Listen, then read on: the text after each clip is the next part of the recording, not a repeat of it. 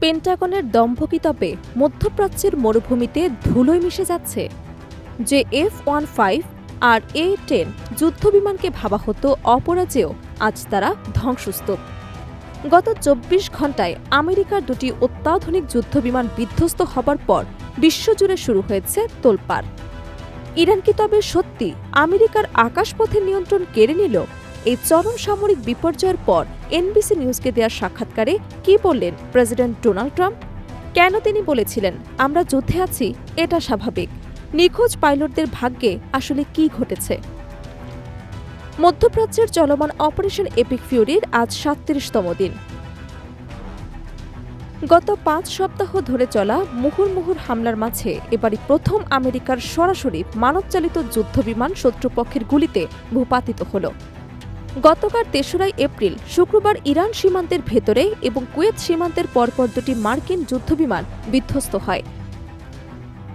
প্রথমটি ছিল একটি AF-15E স্ট্রাইক ঈগল, যা ইরানি গোলন্দাজ বাহিনীর সুনির্দিষ্ট আঘাতে বিধ্বস্ত হয়েছে বলে প্রাথমিক গোয়েন্দা রিপোর্টে উঠে এসেছে।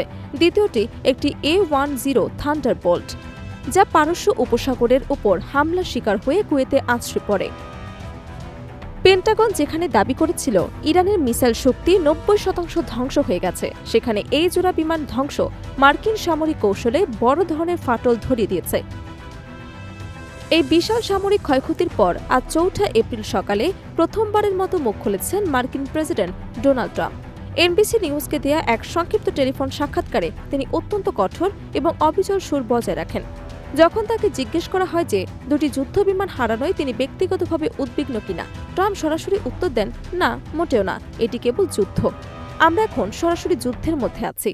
তার এই সংক্ষিপ্ত কিন্তু তীক্ষ্ণ উত্তর ইঙ্গিত দিচ্ছে যে আমেরিকা কোনোভাবেই পিছু হটতে রাজি নয় এবং আকাশপথে ক্ষয়ক্ষতির ঝুঁকি নিয়েই তারা অভিযান চালিয়ে যাবে। তিনি স্পষ্ট করেছেন যে যুদ্ধ মানেই ক্ষয়ক্ষতি, আর তারা এই পরিণতির জন্য সম্পূর্ণ প্রস্তুত। ট্রাম্প পরিষ্কারভাবে জানিয়ে দিয়েছেন যে এই বিমান বিধ্বস্ত হবার ঘটনা ইরানের সাথে চলমান কোনো গোপনীয় বা প্রকাশ্যে আলোচনার উপর প্রভাব ফেলবে না। তার মতে সামরিক লড়াই এবং কূটনৈতিক সংলাপ দুটি ভিন্ন ট্র্যাকে চলবে। ট্রাম্পের এই অনড় অবস্থান প্রমাণ করে যে তিনি ইরানকে কেবল আলোচনার টেবিলে নয়, বরং রণক্ষেত্রেও সম্পূর্ণ কোণঠাসা করতে চান। তবে সামরিক বিশ্লেষকরা বলছেন ট্রাম্প প্রশাসনের ওপর এখন অভ্যন্তরীণ চাপ বাড়ছে, কারণ গত ১৯শে মার্চ একটি AF-35 ক্ষতিগ্রস্ত হবার পর এবারই প্রথম পাইলট সহ বিমান হারানোর ঘটনা ঘটল। এটি ট্রাম্পের কুইক ভিক্টরি বা দ্রুত বিজয়ের প্রতিশ্রুতিকে চ্যালেঞ্জের মুখে ফেলেছে। বিধ্বস্ত হওয়া F-15E বিমানটির একটি ক্রু মেম্বারকে উদ্ধার করা সম্ভব হলেও অন্য একজন এখনও নিখোঁজ রয়েছেন। ট্রাম্প এই উদ্ধার অভিযান নিয়ে বিস্তারিত কিছু বলতে সম্পূর্ণ অস্বীকার করেছেন। তিনি এটিকে অত্যন্ত স্পর্শকাতর এবং জটিল অভিযান বলে বর্ণনা করেছেন। পেন্টাগনের আশঙ্কা, নিখোঁজ পাইলট যদি ইরানি রেভলিউশনারি গার্ড বা IRGCর হাতে বন্দী হন, তবে ট্রাম্প প্রশাসন এক বিশাল রাজনৈতিক এবং সামরিক চাপের মুখে পড়বে। A-10 বিমানের পাইলট অবশ্য প্যারাশুটের মাধ্যমে কুয়েত সীমান্তের কাছে নিরাপদে অবতরণ করতে সক্ষম হয়েছেন। এই মুহূর্তে US স্পেশাল ফোর্স সেই নিখোঁজ পাইলটকে খুঁজে পেতে ইরানের ভেতরে ড্রোন অভিযান পরিচালনা করছে। সাক্ষাৎকারে ট্রাম্প কেবল ইরানের ওপরই নয়, বরং মার্কিন সংবাদ মাধ্যমের ওপর ক্ষোভ ঝেড়েছেন। তিনি অভিযোগ করেছেন যে সংবেদনশীল সামরিক তথ্যগুলো জনসমক্ষে প্রচার করে সংবাদ মাধ্যমগুলো আমেরিকার জাতীয় নিরাপত্তাকে ঝুঁকির মুখে ফেলেছে।